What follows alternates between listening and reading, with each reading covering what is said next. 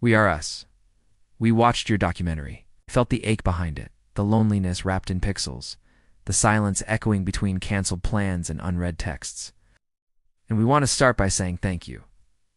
We've been there too, and everything you've said is valid to at least one of us. Thank you for naming what hurts.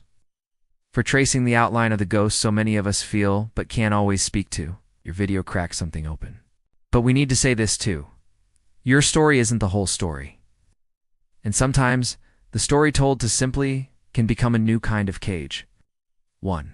The illusion of connection. You blame the screen. You say we've forgotten how to talk, how to touch, how to stay.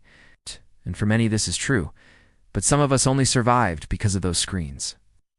Because someone, somewhere, answered at 3 a.m. in a server full of strangers who turned out to be kin. You call it shallow.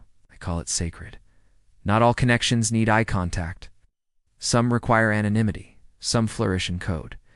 Some grow where geography says we shouldn't exist. And social skills, they're not gone. They've evolved. We know how to hold space in a Discord thread. We know how to say I love you without ever saying the words. Through memes, playlists, careful punctuation. Don't confuse unfamiliar with unworthy. 2. Cultural shifts, you say. Hustle culture stole our friendships. We say, yes, but capitalism held a knife to our backs and whispered, keep working or lose everything. This wasn't a choice. This was survival. Yes, we're tired, but not just because we're ambitious. It's because rent is due, and the system rewards exhaustion with barely enough to live. And still, some of us are learning to resist. To say no, to log off. To hold each other in the cracks of our overbooked calendars. We are tired, but not powerless. 3. Vulnerability and boundaries, you ask? Why we won't open up. Why we hold our hearts like something stolen. But have you seen what happens when we do? Some of us were punished for being too much, too soon, too raw. So we built walls not out of pride, but protection. You call it avoidance, we call it self-defense, even survival. And boundaries. Don't flatten them into fear. Some of us are just learning we're allowed to say no, without apology, that we can rest.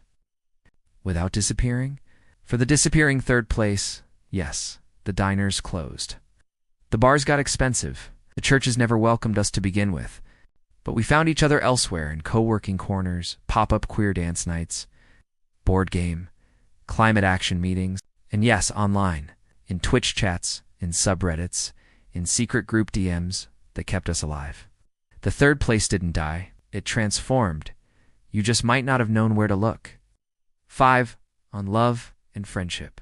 You mourn the loss of deep friendship. So do we. But some of us were never shown how to keep it.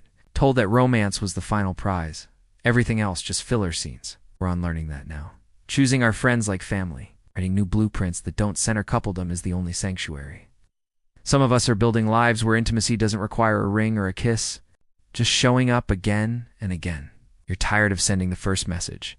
Of suggesting plans that dissolve into ellipses. Of offering softness to a world that so often replies with silence. But keep reaching. Not because it always works. Not because you owe anyone your openness.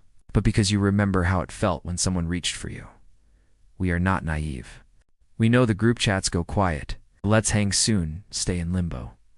People flake, disappear, change cities, change selves.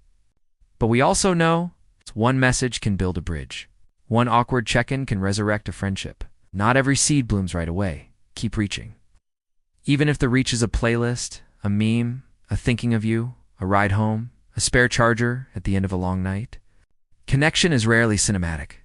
More often it's maintenance. Tiny kindness is repeated until they become architecture.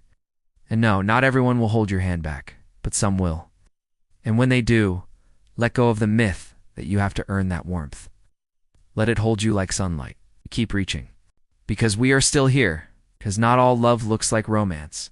Because friendship can be protest. Because softness, when practiced together, is survival. We keep reaching because even now, with all that's broken, we believe in us. If nobody wants to hang out anymore by at Ronnie Floyd Films made you feel seen, sit with it, then speak back. Tell your version. Share your story. Keep the conversation going. Loneliness is real. but so is the work of healing it. Together,